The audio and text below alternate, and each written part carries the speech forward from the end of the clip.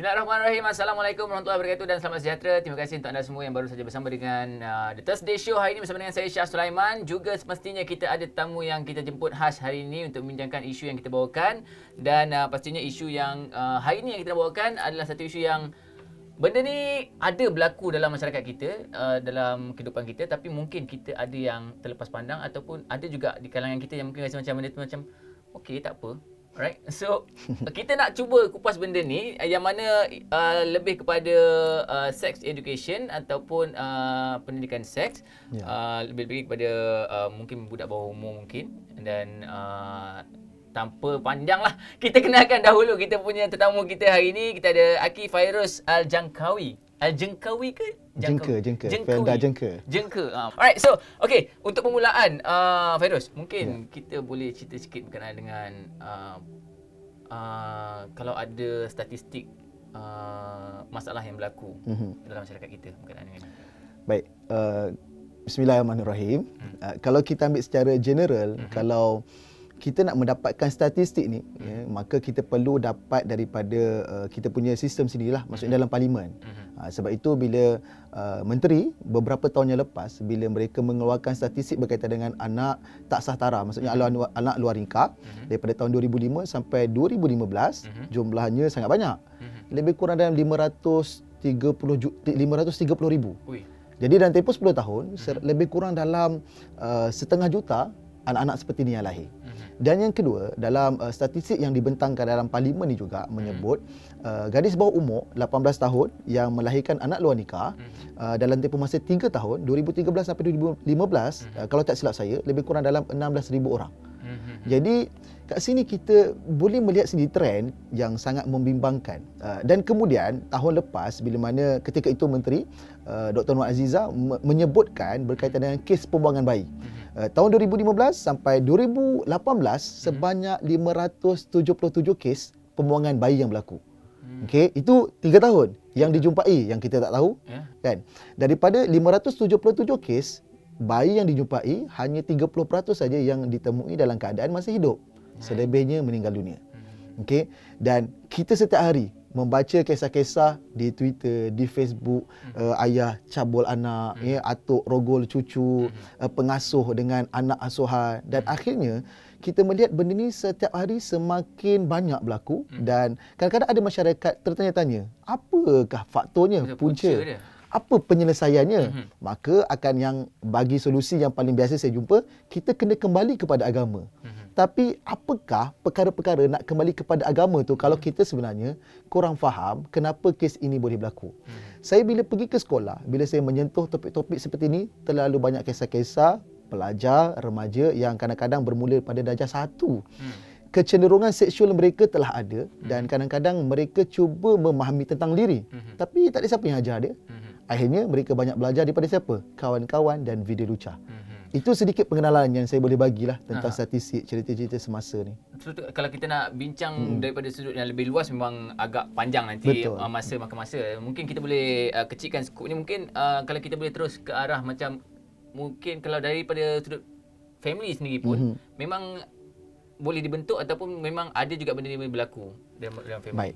Kalau dalam keluarga, satu benda yang saya nampak trend terkini yang agak membimbangkan bila mana parents pada hari ini, parents yang boleh kata generasi Y yang lahir tahun 80-an dengan awal 90-an, juga generasi baru Gen Y yang dah berkahwin yang ada anak, kadang-kadang di kalangan mereka lost berkaitan dengan parenting. Maksudnya teknik mendidik anak-anak, bagaimana mengendalikan emosi anak-anak, termasuklah tidak mendidik anak tentang pendidikan seksualiti. Maksudnya tak tahu macam mana nak pisahkan tempat tidur anak bila anak dah besar. Tak pasti bagaimana sentuhan yang dibenarkan, yang tak dibenarkan. Jadi bila mana masalah ni bermula pada ibu bapa yang mereka ni lost, apa yang aku nak cakap, apa yang aku nak didik. Sebab itu kadang-kadang anak-anak ni mencari sumber yang lain. Dan paling dipercayai itulah kawan-kawan dia kat sekolah. Itu masalahnya. Tapi kawan-kawan tu yang banyak fail ni. Ya, itu kawan-kawan masalah tu. Okey, kalau kita tengok juga macam tuan cakap tadi, mak ayah kadang-kadang didik anak mungkin terlalu open, terlalu macam terlalu nak nampak mesra sangat sampai mungkin benda tu dia tak jaga. Mungkin tuan boleh kongsi benda apa yang faktor. Saya agak risau dengan satu trend, tak kisahlah sesiapa yang buat, dia orang terkenal ke tak kenal dalam media sosial, yang menunjukkan kemesraan pada anak melebihi tahap sepatutnya. Ya, kita faham hubungan ayah, ibu dengan anak setakat salam, peluk, okey. Tapi yang saya takutkan trend daripada barat yang masuk bila mana mereka beranggapan bercium-ciuman antara ayah dengan anak perempuan ataupun mak dengan anak perempuan ataupun lelaki adalah benda biasa. Walaupun dia kata anak saya kecil lagi, bayi lagi, sebenarnya tak boleh buat macam tu. Sebab saya selalu ceritakan benda ni, ya, ada anggota badan pada tubuh manusia dan anak-anak ni dia dipanggil sebagai private part. Anggota badan yang sesiapa tak boleh sentuh, pegang, cium, raba, apa semua lah. Sebab dia tempat hotspot yang boleh berlaku rangsangan seksual. Kenapa mulut adalah tempat terlarang untuk orang sentuh ataupun cium walaupun ibu bapanya sendiri? Sebab di situ reseptor yang banyak, ya, yang boleh membangkitkan nafsu syahwat. Cuba bayangkan anak-anak daripada kecil ibu ayah cium mulut dia, ya, dan saya pernah dapat satu kes, ya, budak-budak ni bila di tadika dia pergi cium mulut kawan-kawan dia kat tadika. Sebab dia rasa macam sayang. Yes, sebab dia nampak mak ayah dia buat pada dia simbolik kasih sayang. Sayang. Jadi dia keliru dan dia buat benda yang seperti itu. So sebab itulah kena elakkan daripada lebih yang macam tuan cakap tadi. Ya. Cium tu. Cium. Tapi kebanyakan tu dah nampak macam normal lah dia orang buat Yes. kan. Itu yang saya risaukan lah. Mungkin satu lagi part yang macam kalau ikutkan aurat pula macam mana tuan? Macam kalau kecil lagi kita faham, tapi bila dah besar tu adakah aurat? Baik, kalau daripada segi aurat, kan, kalau daripada ayah dan juga anak, ibu dan juga anak, walaupun mereka ni adalah ibu ayah, kiranya memang tak boleh kahwin lah dengan adik-beradik, tapi dia tetap juga kena panggil apa, menjaga daripada segi pemakaian. Tidaklah bermakna you mom, you berbikini dalam rumah je, kan, ke sana ke sini, ke dapur, kuluh kilir dengan cara macam tu. Dia akan membuatkan anak rasa benda tu macam okey. Ya? Dan saya takut hari ni sebab budak-budak dia sangat suka bercerita apa yang dilalui di rumah. Betul. Cuba bayangkan dia cerita kat anak di sekolah. Kadang-kadang ada ayah, ibu yang tak nampak benda ni satu benda yang remeh. Saya pernah kongsikan benda ni dan setiap kali saya share, dia akan viral. Ada ayah yang sampai tahap anak dia sampai sex addiction, ketagihan dengan seks. Sebab bermula daripada kanak-kanak, ayah dia sentiasa lepas mandi bersiap dengan towel, pakai spender depan anak, kan, seluar dalam. Tanpa dia sedar, kelakuan dia tu anak tengok dan anak dia daripada kecil dia macam ada keinginan kepada benda tu walaupun dia anak lelaki. Itu kena hati-hati. Pemakaian kalau kat rumah tu at least kalau kain batik ayah pula kan, kain plekat tu tak ada masalah, tak pakai baju tak ada masalah. Ibu baju kalau nak pakai ni ke baju yang kat rumah pun macam biasa-biasa ke kan, seluar sampai bawah lutut tak ada masalah. Tapi jangan sampai tahap nampak dia punya terutama breast dan juga bahagian kemaluan dia punggung tu lah. At least pakaiannya tu selesa lah untuk anak, untuk pandang, ya. Dia juga pasangan. Selama Cik Fairuz dalam orang kata isu, mengendalikan isu-isu ni, mungkin ada masalah ataupun kes yang berat Sangat banyak. yang boleh dikongsikan. Nampak ni? Saya banyak masalah sampai botak ni. Dulu tak botak. Dulu ada rambut, belah tengah rambut. Mungkin boleh share kan, dalam banyak tu satu yang rasa macam satu kisah yang saya sangat sedih bila mana ibu bapa mereka kadang-kadang dah memberi didikan yang baik, tapi kadang-kadang mereka terlepas pandang untuk bercerita pada anak hal-hal tentang tubuh badan. Sentuhan mana yang boleh, yang tak boleh, kan. Kalau sekiranya ada orang sentuh kemaluan, apa kena buat. Kalau sekiranya ada orang tunjukkan benda-benda video bogil ke apa semua, apa yang dia perlu bagi tahu pada mak ayah. Kadang-kadang parents selepas pandang benda yang penting seperti ni. Sebab ada parents yang beranggapan dunia pada hari ini ni anak dia mencabar kehidupan, tapi mereka tak bersedia untuk memahami betapa dahsyatnya ujian anak dia pada hari ini. Satu ketika lepas saya habis program, ada satu panggilan yang saya tak kenal lah siapa. Puan Nicole, dia menangis-nangis. Dan bila dia menangis, dia sedih sangat sebab dia cerita anak dia beritahu masa balik kampung baru-baru ni, anak dia tu diperlakukan sesuatu oleh sepupu. Anak dia lelaki 7 dan 5 tahun. Sepupunya pun lelaki tingkatan 1, 13 tahun. Dan saya tanya, puan, apa yang berlaku? Dia kata anak saya kena liwat. Anak dia yang 5 dan 7 tahun kena liwat. Dan benda tu pun jadi masalah bila mana mereka ni balik satu kampung, contoh kampung suami. Dan lepas balik kampung suami, balik pula kampung si isteri, maknya. Hal seperti itu anak beritahu bila mana mereka ni di kampung yang suami tadi dia mandi bersama dengan sepupu. Ya, dan bila dia balik di kampung belah mak dia mandi juga dengan sepupu kat situ, mandi bersama. Dan kemudian dia kata, abang sepupu sini tak samalah dengan abang sepupu yang kat kampung ayah. Kan? Mak dia tanya kenapa? Kat kampung ayah, abang suruh baring kat lantai dan tandas. Lepas tu dia ceritalah detik-detik yang berlaku pada diri dia. Dan kes tu tak terhenti setakat itu saja. Yang 7 tahun kena beberapa kali, adik yang 5 tahun sekali.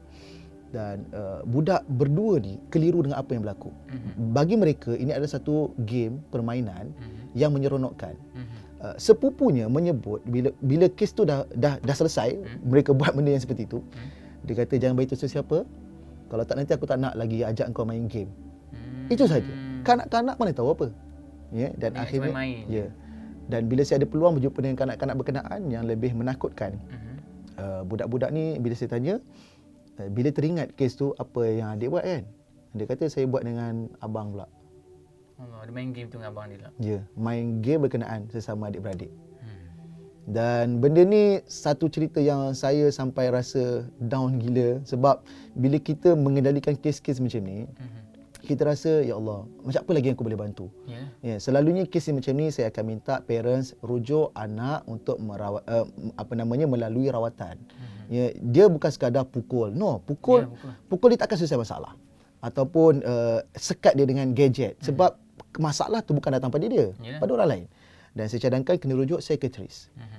Rujuk pada bahagian psychiatrist di hospital, cek dengan doktor, lalui diagnose segala bagai, rawatan psikoterapi. Mudah-mudahan trauma anak yang bermula pada kanak-kanak tu dah akan berubah sedikit demi sedikit.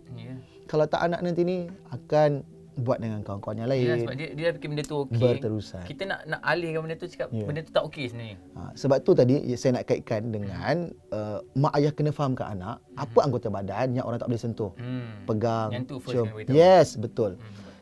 Mungkin yang terakhir lah untuk saya kira kalau dari sudut apa yang kita bincang tadi pun, pokok pangkal memang daripada rumah juga memang kita kena train. So mungkin Cik Fairuz sendiri boleh tekankan sekali lagi untuk semua ibu bapa yang sedang menonton sekarang ni.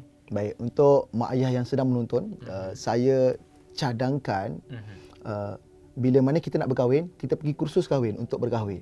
Tapi kita terlepas pandang untuk pergi ke kursus seminar-seminar untuk menjadi mak ayah.